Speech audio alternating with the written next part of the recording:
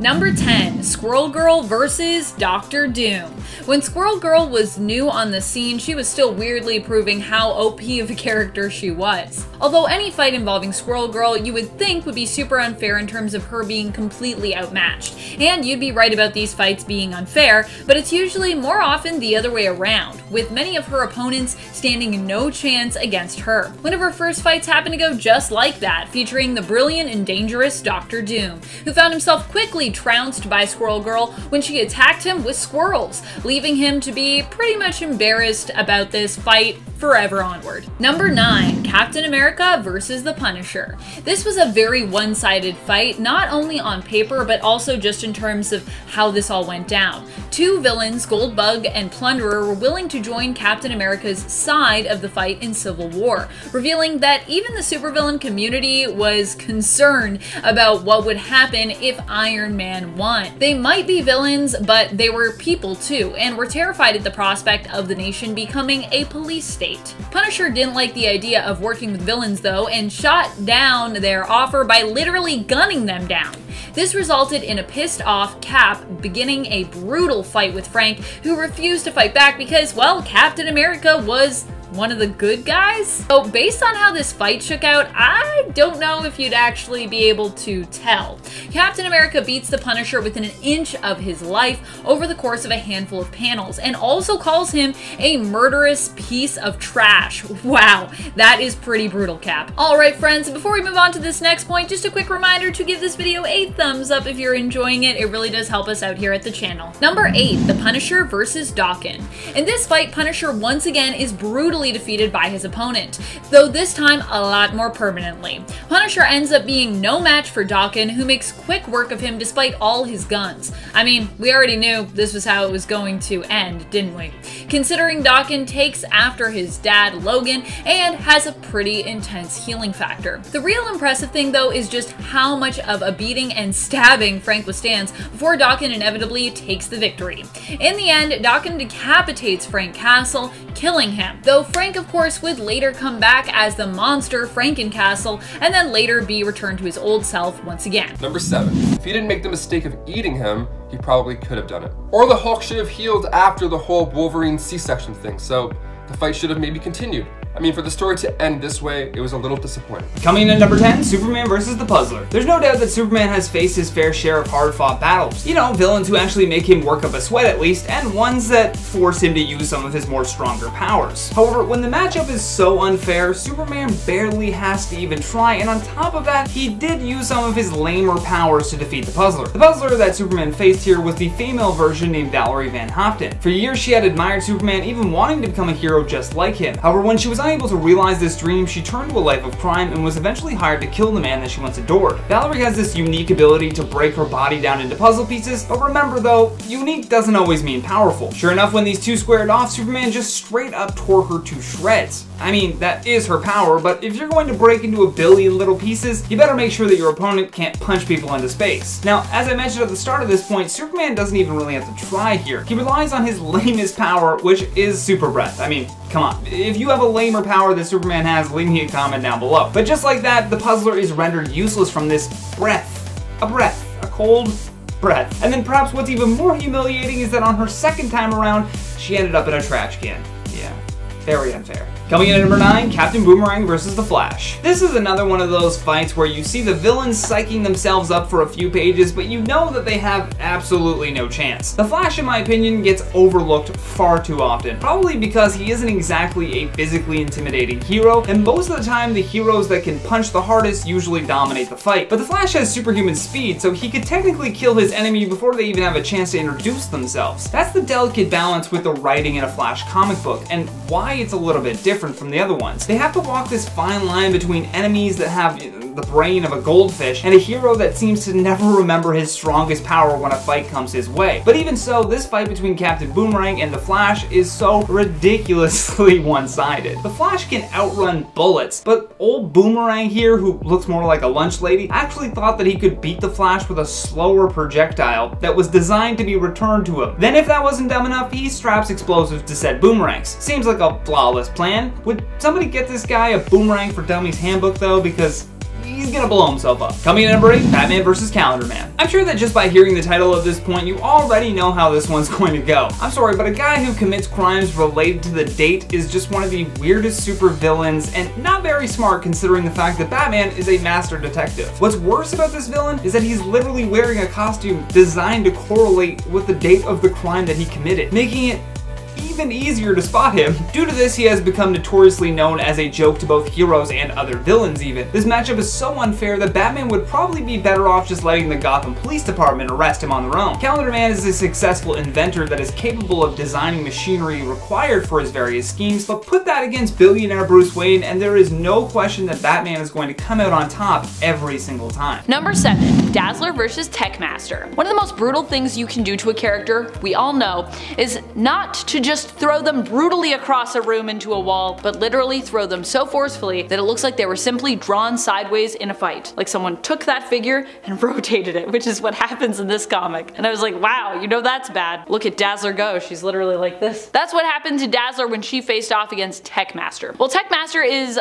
very much, I would say, a lesser known villain, having only appeared in about a handful of issues during his time in the comics. This fight still personally had me on the edge of my seat. Honestly, a lot of classic stories have me on the edge of my seat. I just feel like the suspense just feels so heightened. While Dazzler usually pulls out all her bells and whistles in a fight, in this one she has her special portable radio made by Reed Richards, Mr. Fantastic of the Fantastic Four, destroyed, and ultimately it comes down to basically kind of like fisticuffs, as Dazzler fights desperately for survival here. She does win and even almost causes the death of her opponent as he tumbles backwards and falls over a railing. However, her manager, Harry Osgood, manages to rush in at the last minute and save the villain from certain doom, and with his life saved, Techmaster basically decides to make peace with both his rival Harry and with Harry's talent, Alison Blair. So it all kind of works out in the end.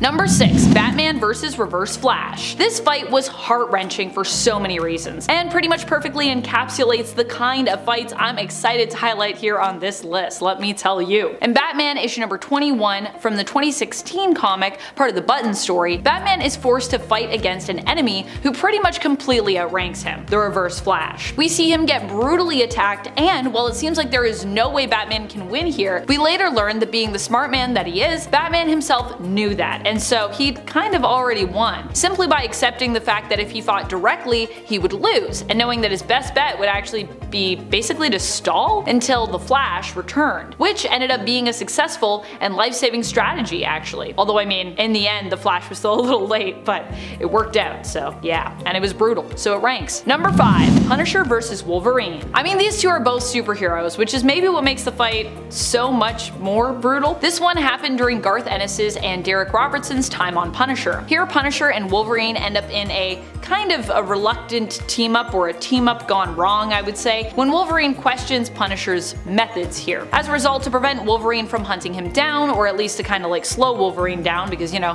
he's pretty unkillable, Punisher resorts to all kinds of brutal tactics, including shooting Wolverine point blank in the face with a shotgun, allowing him to have his limbs basically sawed off, attacking him below the belt, and steamrolling him. Literally he got steamrolled. He got a steamroller and he ran Wolverine over. Boy. Wolverine of course survives all this mistreatment, but it's still a brutal read, and it's brutal in like a lot of ways to me. Definitely a brutal fight. Number 4, Batman vs. the Joker. During the events of Endgame, no, not the Marvel Endgame, the comic story from Batman Endgame, Joker and Batman essentially end up trying to straight up murder one another, or at least from a reader standpoint, that's basically what it seems like. Well, Joker at this point boasts of a healing factor that he claims he received hundreds of years before due to him being like basically this ancient being, far more ancient than Batman could have ever imagined. It's revealed through the course of their fight that, you know, this is probably not true, as Batman ends up successfully nullifying Joker's abilities in a way that reveals he only recently probably stumbled upon these powers and is definitely not as old as he claims and is just trying to mess with Batman, which honestly is the Joker way. Number 3, Conan vs. Kulin Goth. Just when you think Conan is going to take this one, the script gets flipped on you. This fight comes to us from Savage Avengers issue number 25, so good. Here, Kulin Goth faces off against Conan, who has come back to battle this fiend with the help of Kang. So you would think, with the impressive arsenal Kang has at his fingertips, that Conan would have this, right? Well, this is Kulin Goth, probably at his most powerful. He's the ruler of the world here, and even though Conan manages to maim him, he's not able to defeat him in hand-to-sorcery combat in this issue. Though of course there is a greater plan at work here which ends up balancing the scales in Conan's favor in the end, but during this issue we don't really get to see that. Instead we focus on this bloody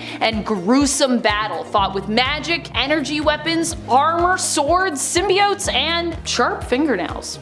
Deadly sharp, if I may add. Number 2, Superman vs. Doomsday. Superman and Doomsday have an iconic fight that many of us know from the famous story Death of Superman. Now, if you've already watched my part 1 of this list, then this fight actually might remind you of another one I talked about over there. And if you haven't watched part 1 yet, be sure to do that after you finish this video, because we have even more brutal superhero fights waiting for you over there. And if you have already watched it, you can guess below which fight I'm referring to as to which one is kind of similar to this Superman vs. Doomsday fight. In this fight, Superman gives up his life to basically defeat Doomsday. This works with Doomsday perishing alongside Superman, ushering in the mourning period that would follow for Earth's greatest hero. But while there were those who could not believe what they were reading at the time that this story came out, this shocking moment at least would not end up being quite so frighteningly permanent, with Clark Kent later being resurrected. Even when you go back and read this, it's very powerful, it's very emotional. Number 1, Miracle Man vs. Kid Miracle Man. Whew!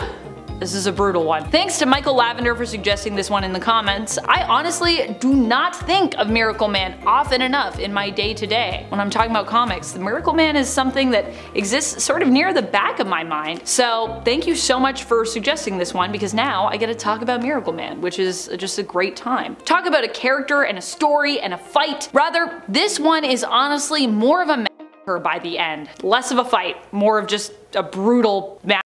It's true that this is probably one of the most brutal superhero fights in all of comics history, I would say. And I'm actually sad that I didn't include this on my part 1, but you know what? It doesn't have to be the most brutal, it just had to be some brutal fights. So it's still good, and now we can come back to it over here and I can give it a top spot. We're going back to issue number 15 of Miracle Man to talk about this one from the 80s, although it was also reprinted in 2014, so if you see it looking a little bit more modern here, it might just be because we used that art in this video instead, which is actually also from Toddleben, so it's same artist, just they also redid it. And I would still say that I think this story has some of the most captivating and gruesome artwork I've ever seen in a comic, courtesy of Toddleben himself. In this tragic tale, Miracle Man is forced to fight against his former sidekick, Kid Miracle Man, who is now all grown up. Well, at least his Kid Miracle Man form is. Having lived in this form for years, he aged and also became insane. After transforming back into his human form of Johnny Bates initially after years of being Kid Miracle Man, who was now an adult and was basically crazed with power, he was traumatized to learn of all the horrible things that he had done in that form. So he was put into an orphanage with the hopes that,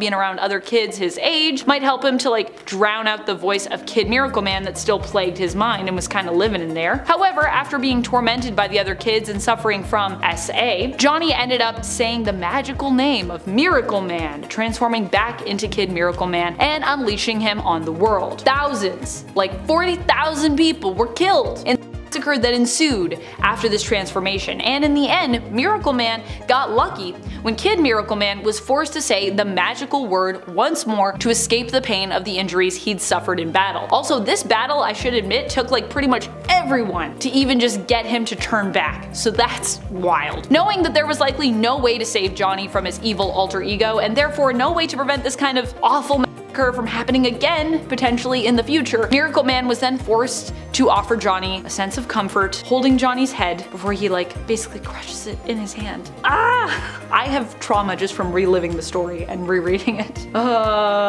Kicking off the list at number 10. Wolverine vs. Hulk. This one is wild, okay? We all know Wolverine is ripped, and he gets really ripped in this one. And I don't mean ripped jacked either, I mean ripped in half. This one comes from Wolverine vs. Hulk, and it's more than brutal. So in this story, Wolverine is sent to Tibet to assassinate the Hulk. The problem is, he's the Incredible Hulk, so it may sound easier than it looks. So when the battle between these two started up, it's loud, it's messy, and it's going to be pretty violent. Hulk picked Wolverine up and literally broke him into two, tossing his lower half up a mountain and leaving Wolverine's torso bleeding in the snow down below. Just another day in the Ultimates, Being the world's greatest tracker and all, Wolverine smelt his legs that were a few miles up the mountain and then did a really slow, really painful climb to get those smelly feet back where they belong. The series was actually delayed in real life, so this journey up the mountain to get his legs back took 3 years for readers to finally see.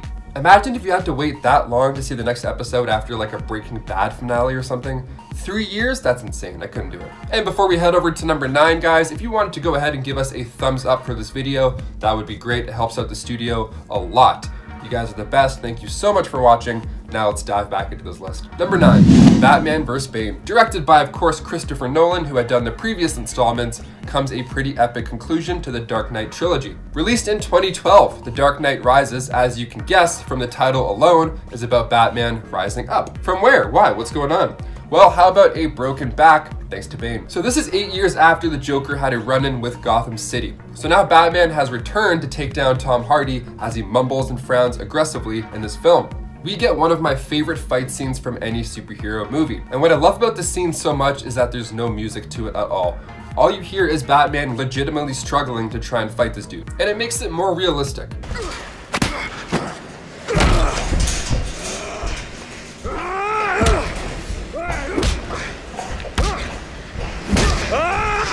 It's stressful, and you can see Bruce become more and more exhausted by each punch. And it all comes to a screeching halt when Bane picks up Bruce for one last blow, right to the spinal cord. Spirit!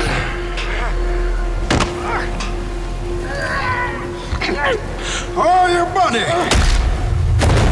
Now, I know people like to give this movie a hard time, but seeing Batman get his ass kicked like this reminds me that it's not always the hero that gets the last punch. Number 8, Magneto vs. Wolverine. Look, I'll be honest, I'm a nail biter, okay? And there's days where I can't even muster up the strength to pull a hangnail out of my own finger or whatever. It sucks, I can't deal with pain, especially when something's coming out of my body, which makes the next one on this list really brutal for me to read. Now, I couldn't imagine if all my bones were suddenly ripped out of my body. That's a nightmare. And that's exactly what happens to Wolverine when Magneto has had enough of his nonsense. Yeah, this all takes place during the Fatal Attractions event. So Wolverine doesn't even have a chance to scream. The adamantium that bonded to his bones erupted outwards like water bursting through a dam. And he's still breathing when this happens. I mean, if this isn't one of the worst things to go through, I couldn't tell you what is. Definitely not one of my hangnails. This one is probably a little bit more painful. Thankfully, Xavier wiped Magneto's memory of the whole event, and Wolverine was out of commission for a while recovering. I mean, he had mental spikes sticking out of his body. I don't think he's gonna get any chores done in the meantime. Number 7, Black Panther vs. Namor. Probably one of the most brutal fights I've ever seen on screen in the Marvel Cinematic Universe comes to us from the recent Black Panther sequel, Wakanda Forever. That's right, we're going to the MCU, baby! In this film, it is T'Challa's sister Shuri who takes up the mantle of Black Panther after her brother passes away, which was changed in the script after the real-world death of Chadwick Boseman, who initially played Black Panther, Prince turned King T'Challa in the first film and in the MCU. Shuri here takes up the mantle as a last resort to reconnect with the family she has lost, but also because she knows it is the only way she will be able to fight against the newly introduced and complex antagonist in this movie, Namor, the Submariner, or Namor if you prefer. I love the way that it's said in this movie, Namor. When the two do come to blows after Shuri does successfully recreate the heart-shaped herb and becomes Black Panther, Shuri also uses her smarts to take advantage of Namor's weaknesses, creating a device to dry him out, which she places in one of her ships and activates during the fight against the famed Talokan. During the fight, the airship crash lands on a desert-looking beach. It looks real crispy down there, I gotta say. And the two continue their bloody fight, both almost dying as Shuri attempts to prevent Namor from getting back into the water. Through the course of their fight, Black Panther rips off one of Namor's ankle wings, which allows him to fly, and Namor at one point skewers her with a part of the wreckage. Or a spear, I'm not really sure what it is. Looks like a spear, but he also kind of grabbed it from where like the wreckage was. Maybe there were spears on the ship, who knows. Number 6, Thor vs. Kull Borsen. Also known as the Serpent and the God of Fear, Kull Borsen is actually Thor's uncle, but that didn't stop these two from fighting one another. In fact, their fight was in essence destined to happen. It had to happen, and Thor was fated to die in this battle against his uncle. Odin had attempted to keep Thor safe from this prophecy by locking Kull away years ago. Kull was once actually the rightful ruler of Asgard, the Allfather, but Odin was forced to overthrow his brother after Kull became obsessed with striking fear into both the hearts of his enemies and even kind of his allies. Odin locked Kull away deep beneath the sea, hoping to keep him from ever becoming powerful enough to rise again after he learned that the serpent serpent was prophesied to kill his son. However, even doing this cannot prevent the prophecy from coming to pass. Eventually, Kull would rise up, powered by the fears of the people of Midgard, and choose his own champions, awarding them great power and each their own hammer. Thor would learn the truth of his uncle and with the Avengers do battle against him and his army, dying as predicted in the fight against his uncle, but fortunately defeating him too. However, this is also comics, so both Kull and Thor would eventually return despite their epic showdown and its seemingly permanent results. Number 5. Harley Quinn versus the Joker. While some still might think of Harley Quinn as a villain, this all happened, I would say, around the time of her turning point from kind of villain into hero. This is kind of when it's all going down. And while the road has been long, I would say at this point in time, at the time of this recording right now, despite only a few years before being declared Villain of the Year, that Harley is more hero than villain right now in her history. So yeah. This fight happened, however, quite a while ago now, but Harley was still enjoying acting somewhat heroically, at least, as part of the Suicide Squad, and coming into her own really as a character, or continuing to come into her own, I would say. In Suicide Squad issue number 15, she faces off with the Joker in one of the most brutal fights I have ever read. And while the Joker technically kind of wins this fight, Harley wins the battle, managing to escape with her life after he locks her up and threatens to leave her there to starve to death with all the corpses of the supposed Harleys who came before her. There is so much about this fight that I cannot talk about in detail because we're on YouTube, but just trust me, it's just because it's also literally that brutal. So if you want to read a brutal fight, check it out. Number 4. Spider-Man vs. Green Goblin. This one ended in seeming death for both parties, and it doesn't get more brutal than that. Add in the fact that Peter Parker was also unmasked during the fight and had his loved ones and neighborhood watching him get basically beaten into oblivion, and it creates a pretty intense picture in your mind and in your heart. Or, well, yeah, I mean, you don't even really need to create a picture of it in your mind because this comes from the Ultimate Comics, and of course they provide the pictures for you because it's a comic book. And what a brutal picture they do paint. This fight isn't just brutal in a physical sense, although it is also that, with Peter smashing a hulking Green Goblin with basically a semi-truck at one point, but it's also brutal in the emotional sense, because it ends with Peter's apparent death. And I mean also Goblin's apparent death. But of course, I'm much less broken up about Green Goblin dying here. No one cares. Norman, you deserved it. In fact, I kind of feel relieved at that part. While this wouldn't be the end for either character, this battle is still one that stands out to me as one with heightened stakes, where the characters feel right on the precipice of death almost throughout, until they actually and tragically cross over to the other side. Number 3. Batman vs. Superman. An iconic fight in the comics that made its way to the big screen. Granted, on the big screen, I don't know how iconic this fight was for me, but at the end of the day, the fact that it even made it there just goes to show the impact it had on readers. This fight doesn't even come from the main continuity, hailing instead from Frank Miller's The Dark Knight Returns continuity of Earth 31. But it was so brutal and impactful that it was still incorporated into the main continuity, or the likely, I guess, to be former main continuity of the DCEU. Here, two heroes fight against one another, and one of them doesn't even have any powers to speak of. Batman at this point is not only still powerless, but is also, or I guess was also, retired. He returns from retirement, however, and as a result, Superman is basically tasked with taking him out by the President. But Batman isn't prepared to go down without a fight, and a bloody, brutal, and desperate battle ensues between the two at the end of the story that we later find out Batman seemingly won in his own sly Batman way. While Batman seemingly dies and is unable to finish the fight, with the strain being too much on his heart and him collapsing, we later learn at the funeral that he is still alive and well, and that Clark may have even been in on this ploy. At the very least, he seems to be in on it by the end of the story. Number 2. Hawkeye vs. the Liberators. As you'd expect, this list wouldn't be much without me diving into the world of the Ultimates. And what a perfect time for it too, as the Ultimate line is due to make its return in comics this year. There's so many brutal fights in the Ultimates, with Jonathan Hickman heading the return of the Ultimates line. Like many, I too am excited about this, so I thought why not dive back into some of the most brutal Ultimates fights we've ever witnessed. This one comes to us from before Jonathan Hickman's time working on the original line, but was delivered to us by the dynamic and often brutal duo of Mark Millar and Bryan Hitch. And Bryan Hitch will be returning, so fun facts. It does fit right in on this list because it's just that brutal. The fight happened after Hawkeye of the Ultimates team was kidnapped by the Liberators. After learning of what happened to his family and being mocked, tormented, and questioned, Hawkeye finally manages to strike back against his captors, with the only weapon he has at the time, his fingernails. And we're not talking about Clint clawing his way out of this. Oh no, we're talking about him using his fingernails as projectiles when combined with his deadly accuracy, which basically allow him to take out an entire group of Liberators and successfully escape. He kills people with his fingernails. Number 1. Mera vs. Aquaman. Mera and Aquaman are often presented as being romantic partners, and sometimes as a crime-fighting Atlantean duo as well. However, this doesn't mean that they never fight. And during the Blackest Night, they actually had some pretty good reason to.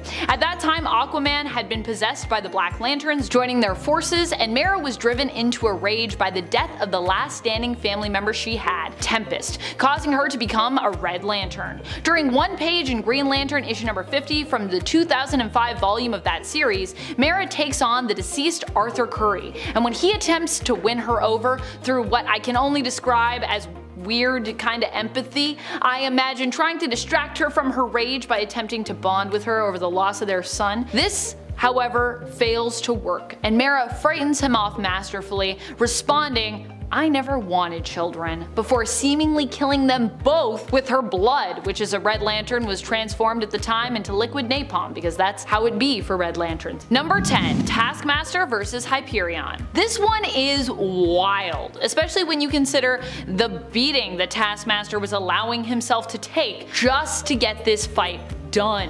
And yet he did manage to get it done, and impressively so. We get to learn about how he actually had this one in the bag through flashbacks we are shown during the fight, where it's revealed that Taskmaster's preparation was the key. Now it might seem weird that I'm considering Taskmaster to be the hero in this case, but based on what we learn about Phil Coulson's Squadron Supreme in the 2021 Heroes Reborn event, and you know, that whole thing with Mephisto, it really does make sense based on that. In the Taskmaster series in issue number 2, Taskmaster is working with Nick Fury to clear his name, but Tony Masters has to do something for Fury first. He needs to collect the kinesic signatures of 3 important individuals, one of whom is Phil Coulson. But to get to him, he has to go through Hyperion. And in order to do that, he has to first bring Hyperion's guard down, in essence allowing Hyperion to punch his way through Taskmaster. Ouch. Taskmaster, through feigning a loss though, is able to get Hyperion to drop his guard enough to get a single, powerful boomerang arrow shot out. A Hawkeye classic that is tipped with Hyperion's one weakness based on Fury's intel: radioactive Argonite, which is basically like Hyperion's like kryptonite, so yeah. Alright friends, before we move on to this next spot on our list, if you love what we do here at Top 10 Nerd, why not show us you love us by clicking that subscribe button? I know there's a lot of you out there that aren't subscribed. I'm looking at you. You're not subscribed. Go click it. Do it. I'm gonna wait. Okay. Thank you. Number 9. Dream vs. Ganzan. One of my favorite fights I've ever read in any book, comic, or otherwise happens in the Sandman series, where many of my favorite things happen in comics because it's one of my favorite stories of all time. If you've watched my videos on Nerd here regularly over the years, you may also know that this comic is one of my favorite stories of all time because anytime I can talk about it, I love to talk about it. The original comic, of course, from the 90s is what we're talking about here, and the fight that happens in it happens during the first arc in the series when Dream is tasked with reclaiming his symbols of office, namely here his helm, which it turns out is currently in the possession of a demon in hell.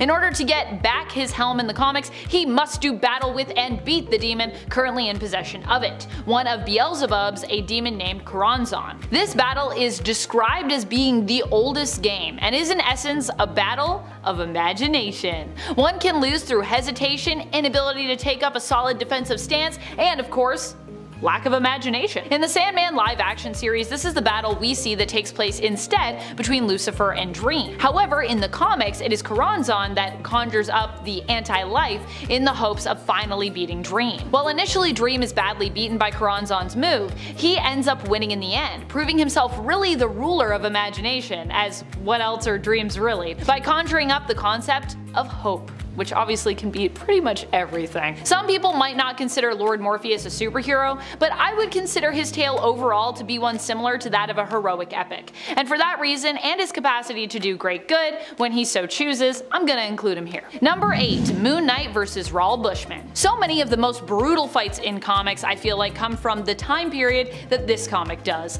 the early 2000s. One of the most edgy times other than the 90s. In Moon Knight issue number 2 from the 2006 volume, Moon Knight takes on and brutally defeats Raoul Bushman. But even before we get to the brutal yet victorious literal face-off moment, stakes are established here, with Moon Knight being pushed off of a rooftop and falling to his doom, or seemingly falling to his doom, smashing his knees as he goes, and therefore unable to get up to defend himself really when Bushman comes down to finish the job. Fortunately, Moon Knight has his crescent moon darts, and uses these to bring Bushman down to his level so he can crawl over to him and finish the job. In its 7 composite Superman. Introduced in World's Finest Comics number 142 from June of 1964, Joseph Meek was a former high diver who had fallen on difficult times. If not for Superman's timely intervention, Meek would have perished. So grateful for the rescue, he was offered a job by Superman at the Superman Museum, where he worked as a custodian. However, his bitterness lingered, extended by the constant reminder of Superman's achievements surrounding him. So one fateful night, while Meek was cleaning near statuettes depicting the Legion of Superheroes, a lightning bolt struck that display, somehow imbuing Meek with the combined powers of the Legionnaires. Adopting the name Composite Superman, Meek threatened to expose the hero's secret identities, which he had learned through use of his telepathic powers, unless he actually was accepted into the League. Though Superman and Batman initially struggled against Meek's overwhelming powers, they soon discover his true goal, which was world domination. While unable to defeat Meek outright, the heroes persisted, eventually realizing that his combined powers were only temporary. With this revelation, they managed to overcome Composite Superman, thwarting his bid to take over the world. But come on, fighting a person that is half you, half your friend is the weirdest thing that I think you could ever experience, okay? If you think of something weirder, let me know. In its 6, Spider-Man vs. Kingpin. Spider-Man was in a weird place during the Civil War arc in Marvel Comics. After revealing his identity to the public, he was at odds with Tony Stark over the Superhuman Registration Act, which made Peter Parker a wanted man. On the run, Peter, Aunt May, and Mary Jane had hid in a rundown motel while he was a fugitive. However, when Kingpin hired a hitman on Spider-Man, it resulted in Aunt May accidentally being shot, leaving her critically injured. Peter would give her a blood transfusion, and while she was in a coma, he went after Wilson Fisk. Peter confronted the mob boss in prison and gave him a fate worse than death. He defeated him in front of everyone. Peter beat Kingpin to a pulp, but refused to kill him at that moment because he realized that the supervillain living with everyone knowing he can be beaten was better than ending his life. But he also mentioned that if Aunt May did die from being shot, he would come back and fill his lungs with webbing and watch him suffocate, which is incredibly dark but also makes sense, okay? I get where he's coming from. I'm surprised he didn't say something like he would pull his face off by just like not stopping the stick of his hands against his bald head, but hey, that's just my thinking. I'm more brutal. Watching him suffocate probably feels better anyway. But like, yeah, that's messed up. Come on. I'm gonna fill your lungs with webbing. God! Venom? Halfway through into number 5, Kryptonite Chewing Gum. Yes, this is actually a thing. The Justice Buster Batsuit is a mech suit that's part of Batman's Fenrir contingency that's designed to take down the entirety of the Justice League, making its feature appearance in Batman Endgame when the Joker used his virus to warp the brains of the Justice League at the beginning of his Endgame plot. Batman was forced to use the Fenrir protocol to take out his teammates. The suit was successful in eliminating Wonder Woman, Flash, and Aquaman, but met an even match at the hands of Superman. After a lengthy fight, Superman tore through the armor and nearly killed Batman until Bruce used kryptonite chewing gum to spit in Clark's face, rendering him unconscious. Come on, okay? Imagine waking up to learn that you passed out because Batman spit on your face. Like seriously, bro, please, like brush your tongue when you're brushing your teeth, okay? Your breath is absolutely lethal. Not to mention that he had a miniaturized disguised red suns for Knuckles. He also had ancient Greek supernatural weaponry, super fast servers, and electromagnetic nerve trees for a sensor array, but like still, kryptonite chewing gum, that's the one thing that I don't think anyone would actually believe, but it did happen. Not kidding, it happened. In it 4 versus their universe. The brothers stand as cosmic beings representing the DC and Marvel universes, symbolizing the vast multiverses that they embody. These entities possess such immense power that even the Living Tribunal and Spectre pale in comparison. While referred to as brothers, they transcend traditional family, okay?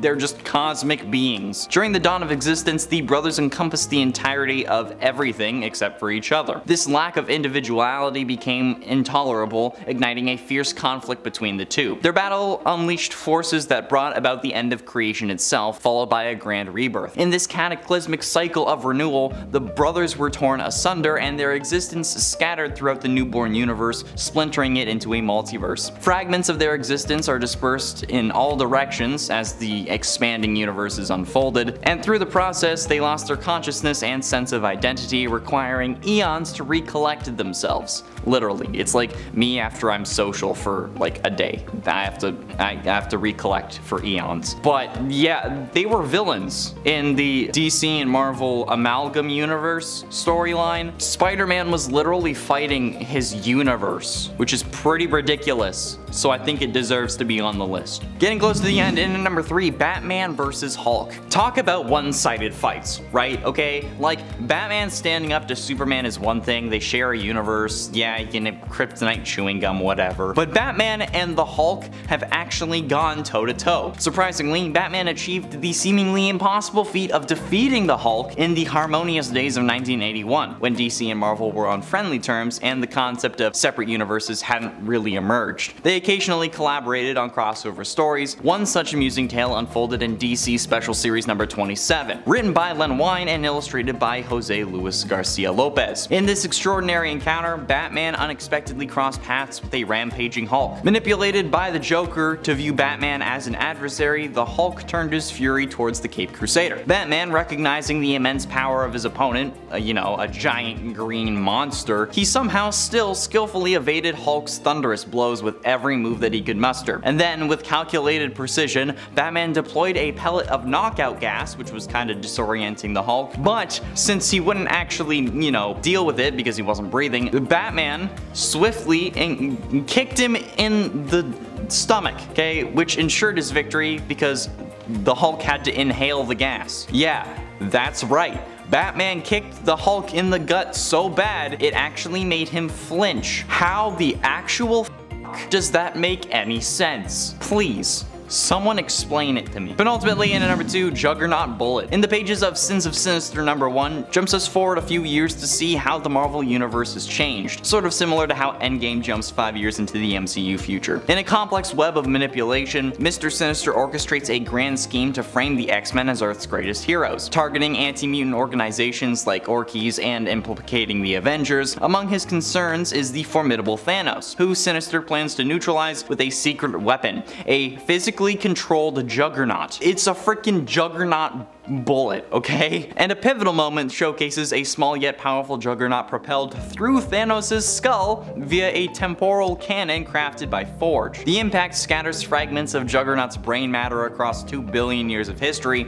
but the story doesn't end there. No. In Nightcrawler's number 3, set in a new timeline created by Sinister's machinations, it is revealed that most of the spirits of vengeance have departed Earth, forming their own hive of malevolence, but Banshee, bonded to a spirit of vengeance, explains to Mother Soul that they have infiltrated the mighty Galactus, driven by his insatiable hunger for revenge against those who tainted reality. Unexpectedly though, the same Juggernaut Bullet that struck Thanos and altered history now targets Galactic Ghost Rider. Over the course of 1,000 years, Juggernaut hurls through space, gaining momentum, and blows right through Galactus' entire being, and blows up a vault. It's nuts. And finally, in number 1, Archie vs. Punisher. The Punisher is truly a man who never backs down and punishes those that he must, or thinks that he must, okay? way, and we even see this bizarrely enough reflected in his interaction with the comic of Archie Andrews. Punisher is willing to venture into all kinds of different worlds in order to apprehend a criminal, but he succeeds this time after mistaking Archie for a criminal. But that of course is too easy when you consider how, you know, Archie's a dude. Punisher is committed to catching the evildoer and resorts to food fight tactics. Yes. And for Frank Castle, who often prefers lethal means, you bet that's a commitment. That's absolutely ridiculous. Punisher got into a food fight with Archie. Number 10, Invincible vs. Conquest. Goodness. Invincible has a slew of fights that are extremely brutal and brilliant. I mean, their brutality is a huge part of what makes them so brilliant. This is a series that knows and understands the importance of creating stakes, both physical and emotional ones, for its characters. While I considered talking about the fight between Mark and his dad Omni-Man on the first part of this list, or honestly any of the other amazing fights that happen in Invincible to be honest, as I said there are so many, I would like to specifically thank Vaughn Soso for suggesting this one. This is the fight that happens between Conquest and Invincible. When Conquest first arrives on Earth and demands that Invincible take responsibility as the Viltrumite liaison stationed there to basically get the planet ready for conquering. Mark at this point has just gone through hell and back and basically blames himself for all of the terrible things that have happened on Earth recently. So he's not really in a great mood and is filled with anger, resentment, and sadness for all that he's lost, and decides to take on Conquest. Overall, honestly not a great move, which Mark learns once he finds out just how powerful Conquest is. Probably one of the toughest enemies he's ever faced at this point,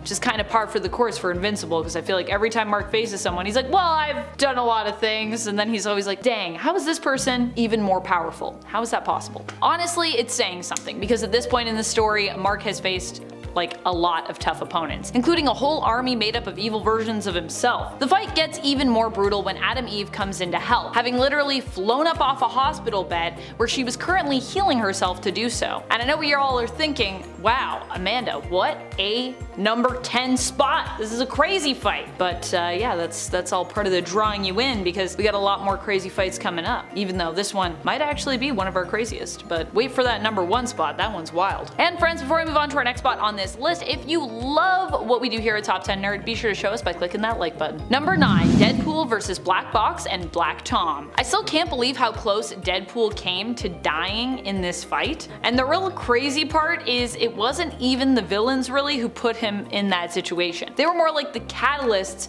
for him putting himself in danger as he fought against them both. This one comes to us from Daniel Way's run on Deadpool, which happened back in 2008. Here at one point Deadpool becomes cured of his mutation. With his healing factor gone, he is turned back into handsome Wade Wilson, but at the same time a big target is of course placed on his head when those he has royally pissed off in the past basically realize he's now very killable. 2 people who end up coming for him are the villains Black Box and Black Tom, and to fight their fire, Deadpool decides to use some of his own fire, using literal fire, using a lighter and basically gasoline to create his own flamethrower. However, while he wins the fight, or while he survives the fight at least, I mean, I would call it a win for Deadpool here, he ends up pretty badly injured after setting himself on fire during it. He gets a little too excited with that sort of gas station flamethrower he made, and also you shouldn't do that at a gas station, as we learned in that comic. Number 8, Superboy Prime vs. The Darkest Knight. This one is brutal in a way that pulls at my heartstrings. This fight happens in the comic Dark Knight's Death Metal: The Secret Origins. While the fight itself is pretty short, the emotional and character building implications for it are powerful. The emotional stakes here are high.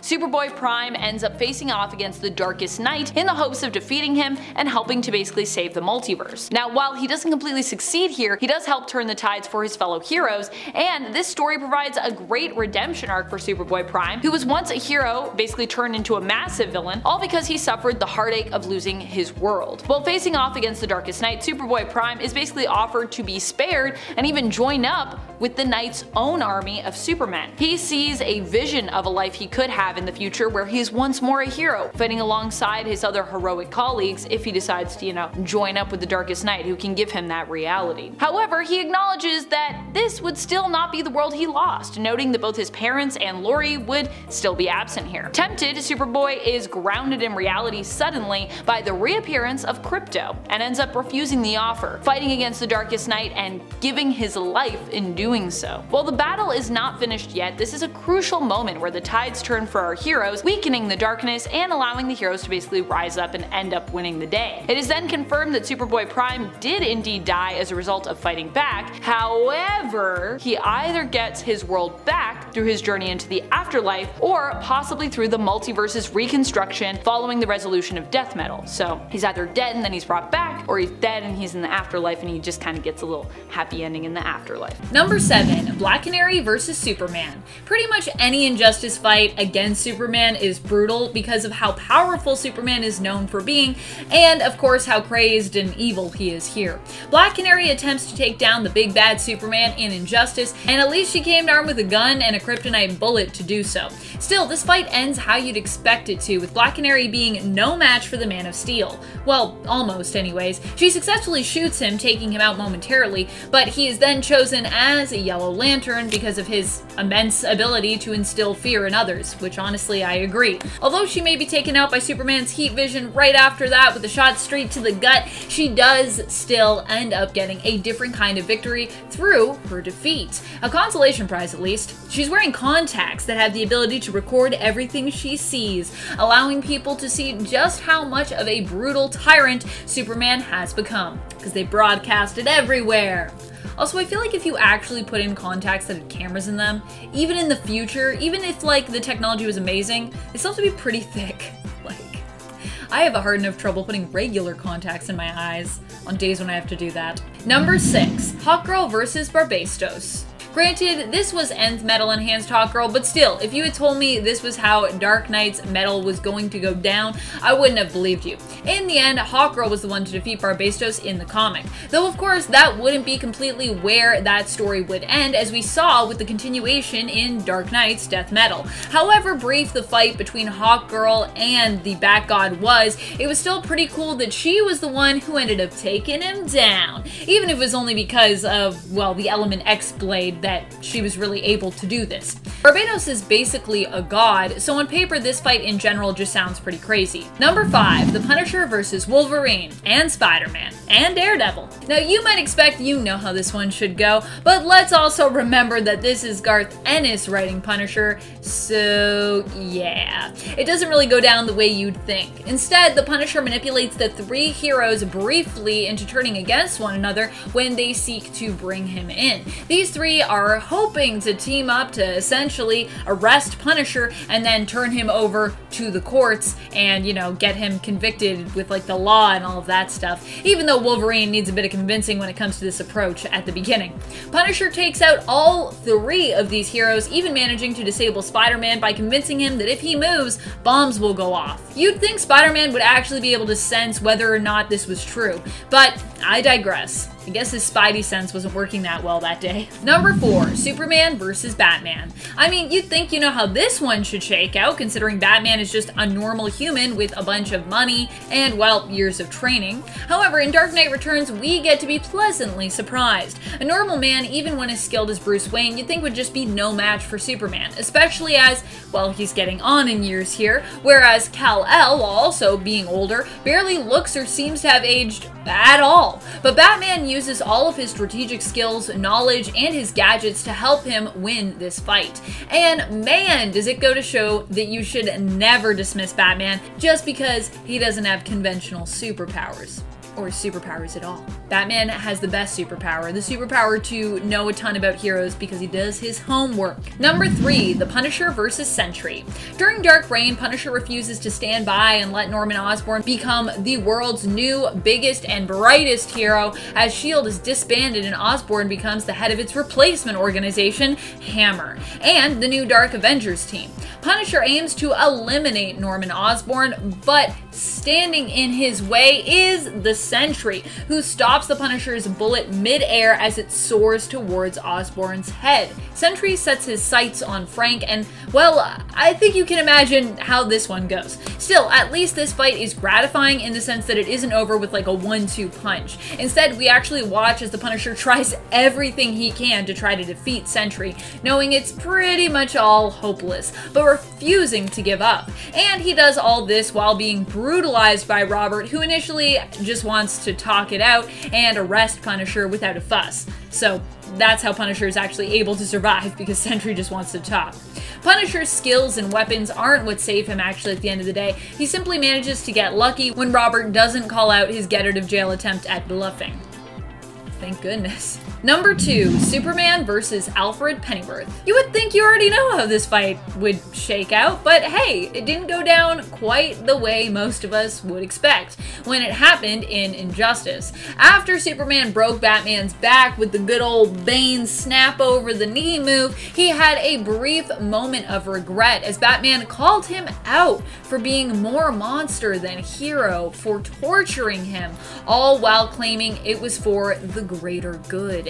As Superman considers what he's just done, he turns to Alfred, who has approached him. However, Alfred didn't approach Superman to, you know, communicate any words of wisdom here or to help Clark come back around and like regain his senses and see the error of his ways. He came to teach Superman a lesson about attacking Bruce. Alfred used a pill which temporarily granted him the same level of strength as Superman, making this super uneven fight on paper a lot more even in reality. Using the element of surprise, Alfred was then able to beat Superman to a pulp while confessing that he was very disappointed at him before scooping up Bruce and taking him to safety. Reminding everyone that even when it comes to facing powerful foes like Superman, Alfred is still and will always be a badass. In case people forgot. Number 1, Squirrel Girl versus Galactus. I freaking love this fight, and I love that I started this list with Squirrel Girl and I'm ending it with her, even though this fight is super ridiculous. You wouldn't think someone like Squirrel Girl, whose powers include communicating with and controlling squirrels and sharp teeth, would be able to take on and even defeat the epic force of Galactus, who is nigh unstoppable and comes armed with the power cosmic, which basically allows you to do, well, whatever writers need whoever wields it to do. Power cosmic, by the way, turns out does help Galactus to communicate in the vacuum of space as well. In the unbeatable Squirrel Girl issue 4, Squirrel Girl defeats Galactus by realizing that the only way to defeat him is by offering him an alternate planet to devour other than Earth. She and Tippy Toe manage to access the databases in his ship's computers and find one that is covered in nuts, which they manage to convince Galactus are delicious and nutritious, full of calories, life energy. Life energy. As strange as this all sounds, the whole issue is pretty great when it comes to writing, so as weird as it sounds that Squirrel Girl was able to beat Galactus, it actually really makes sense in this context. Kicking off the list at number 10, Spider-Man, Jester, and Jack-O-Lantern. The MCU's Captain America's Civil War is much more tame than the comic book. I mean, for starters, in the comic, Peter sides with Tony until he realizes that Tony is spying on him, so he switches over to Cap's side. That didn't happen in the movie at all. So in the comic, this causes Stark to send out Jester and Jack-O-Lantern to go and fight Spider-Man. So Peter ended up getting his butt kicked to these guys, and it's all thanks to Stark. There's no chance also that Peter should have lost to them. I mean, imagine if he didn't lose versus Thanos. The Russo brothers came in the MCU with the Winter Soldier, and we got that sick, awesome elevator scene, and then we got Civil War. They make some pretty fun movies. My personal favorite of the bunch is still Infinity War. I mean, all these characters who led their own franchise crammed into one single movie shouldn't have worked out as well as it did. It's a smooth flick. So we see Thanos as he walks his way through the universe collecting the cosmic Infinity Stones. First, he decimates Xandar for the Power Stone, gave Loki the old 1-2 choke for the Space Stone, and then he punched the Hulk so hard in the neck that he quit being the Hulk. And this is like the first 10 minutes of the movie. So the movie itself is a brutal fight, but of course it comes down to the last stone, the last attempt. The Mind Stone. The stone that is Vision. It's in his forehead. So after a last effort attempt of removing the stone in Wakanda, Wanda Maximoff is forced to destroy it. So while she's working on that, all of our Avengers are getting destroyed by the powers that Thanos now obtains, but they don't come out on top in this one. Vision gets that big yellow blackhead pulled right out of his forehead, and then the theater sat silent, and we just watched Vision's lifeless and colorless body fall to the ground. Seeing the Avengers lose like this, especially Vision, was definitely one of the more brutal beatdowns in an MCU movie. Number 6, Knull versus Thor. Spoilers coming in hot for King in Black by Donny Cates, okay, just so you guys are aware. So during the first battle with Knull and his army of symbiotes, Thor was not to be found. The God of Thunder would be a perfect fight considering the weakness of the Horde being electricity and magic. Kinda makes sense. He'd be a pretty reliable chess piece to this violent game, no doubt about it. So when the God of Thunder finally arrived in issue 3 of King in Black, he brought a pretty epic battle with him. So Null had come to Earth with his thousands of symbiote dragons, searching for Eddie Brock's son, Dylan. Searching for you, Dylan, they're coming, man. And when he finally got a hold of Eddie, he stripped him of the symbiote and dropped him from the Empire State Building. Things are looking not so great. And then Thor returns finally in the next issue. So you're a god and a king, Thor asks. Good for you. Now allow me to teach you what those words truly mean. And he does just that. Of course, with the help of Tony riding in on an extremis infected symbiote, it's just another week and a bit and we'll see this epic battle continue with issue 4. But so far, it's up to a crazy, crazy awesome start. Number 5, Spider-Man vs. Morlun. It's all fun and games until somebody gets poked in the eye. Or maybe if you're Spider-Man, it's all fun and games until you get your eye yanked out. Perhaps one of the worst things I could imagine. In the Spider-Man storyline, The Other, Evolve or Die, we see Spider-Man go toe-to-toe with Morlun, and he gets his butt kicked. It gets so bad that Spider-Man actually breaks his knuckles while he's trying to fight this dude. That's how intense this battle already is. Things, of course, take a horrible turn for the worse when Morlun decides to grab Spider-Man's left eye and then yank. No, he didn't, Spider-Man says. Oh, yes, he did. I said out loud on the bus in front of people. Dude, he pulled his eyeball out, and then to make us feel even more sick than we already do, Morlun proceeds to eat his eyeball, and he even commented on how delicious it was. But if I could ask one question, do the eye colors matter when it comes to like eyeball flavor? Like I got brown eyes, maybe that's like a maple-y kind of smoky kind of vibe. I don't know, maybe my eyes are pretty yummy. Somebody ask Army Hammer, see what he thinks about eyes. Number 4, Hulk vs. everybody. Okay, this one's pretty wild. So Thor Ragnarok was loosely based off of the Planet Hulk storyline. And I say loosely because in the comics, well, that story didn't end up going so well. See, on Sakaar, the rocket that he arrived in ended up blowing to smithereens, causing some casualties that left him a little heartbroken, to say the least. So he rolls his shoulders back a few times, and then he heads back to Earth, and thus begins the World War Hulk storyline. He just destroys everybody. I mean, all the heroes that Earth loves at this point, just in the path of this death train. Like, he locks the Illuminati in Madison Square Garden, and then he makes them fight to the death. That in itself is brutal. That's crazy.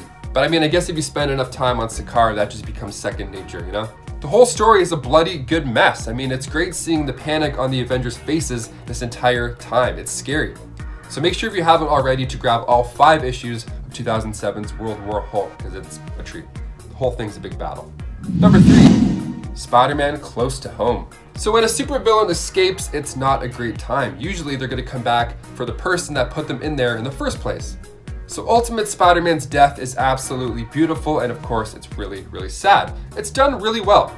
So after tackling Captain America and literally taking a bullet for him, Peter is left to fight the Green Goblin, Electro, Sandman, Vulture, and Kraven. They're all waiting for him. They all wanted a piece of the spider, and in the end, they got what they wanted. The entire climax happens in Peter's neighborhood, basically. So everybody's running to safety and he's limping around. He's doing his absolute best. He's pulling off fire hydrants and using Electro's current to do some damage to other guys. He's giving it everything he's got. And that's the beauty of this one. He's exhausted from the start. He gets shot before this fight even happens. And you feel it while you're reading it. This is a plot that I think we're gonna finally see in the next Spider-Man movie. I mean, hopefully. With all these villains knowing Peter's true identity now, we could get them all literally showing up at his house, bringing the battle to him. Let's just hope it doesn't end the same way with Peter's heroic death. See, Miles actually saw this whole fight take place, so it actually inspired him to take on the mantle of Spider-Man. So these villains may have won this time, but Miles Morales is coming for you. Number 2, Deadpool kills the Marvel Universe. This issue was released in August 2012, and it is exactly what it sounds like. So what's the story here? Why does Wade want everybody dead? Well, the X-Men put Wade into the Ravencroft Asylum in attempts to heal his insanity, but the doctor wasn't too good at handling a task because the doctor was actually Dr. Psycho Man. So the procedure went well, I'd say. You know, something happened. He brainwashed Wade in hopes to shut down all these inner voices, and well, it worked. Awesome, hooray, there we go. It worked, but the only downside was those voices were now replaced with voices that were encouraging him to kill everybody in the Marvel Universe. And this is a must read. From start to finish, it is brutal, it is graphic, it's an easy one on this list. Number 1, Iron Man vs. Captain America. Seeing 2 of your friends argue is uncomfortable enough, let alone seeing 2 of your superhero friends try and kill each other. Captain America Civil War is one of my favorite Marvel movies to watch, because when these guys finally battle it out, there's years of history behind it. Captain America Civil War was released in 2016, directed again by the Russo brothers, and the whole movie is politics. It's superhero politics, like in the comic, minus, you know, most things from the comic, like the school blowing up, for instance. Let's leave that part out of this movie. But in the film adaptation, Tony sides with the government and the Sokovia Accords. He feels responsible for the death of Charles Spencer, or rather with the whole weekend of Ultron stuff. Steve wants to protect Bucky, and freedom throughout the entire team definitely wouldn't hurt either. So eventually, due to Baron Zemo's sneaky little snake work, he gets Tony in the same room as Steve, and we see footage of a brainwashed Bucky kill Tony's parents. The next 10 minutes are just filled with them both trying to end each other. Tony even blasted Bucky's arm off during this fight. He's going for blood. So Cap decides last minute to stick the shield in Tony's suit, and that shield Tony made very clear didn't belong to Cap, and that it belonged to his father. And that's it, the pair don't reunite now until half the universe gets snapped away. So be nice to your friends, guys, don't try and kick their ass with a shield. In at 10, Iron Man vs. Mr. Sensitive. Oh boy, was 2004 an interesting year, specifically because of X-Statix number 24 from August of 2004. At a very young age, Guy Smith noticed his mutant powers. His skin would easily get irritated, and he always was in tremendous pain. Guy was raised in foster care after his parents died in a mysterious fire, and he underwent extensive martial arts training and mental disciplines to try to block out the pain that he felt. Professor X was able to provide Guy with a special sensory dampening suit, which didn't do anyone much good here, because in the context of this story, Tony and Mr. Sensitive are about to fight at what is aptly named the Church of Naked Truth, which was a church used by a cult of nudists. However, since they didn't want to offend the monks and they wanted to respect their religion, they each stripped down before the fight, laying all their cards out on the table, dare I say. Yeah, Tony throws grass at Mr. Sensitive, and that's not even a joke. He throws grass at him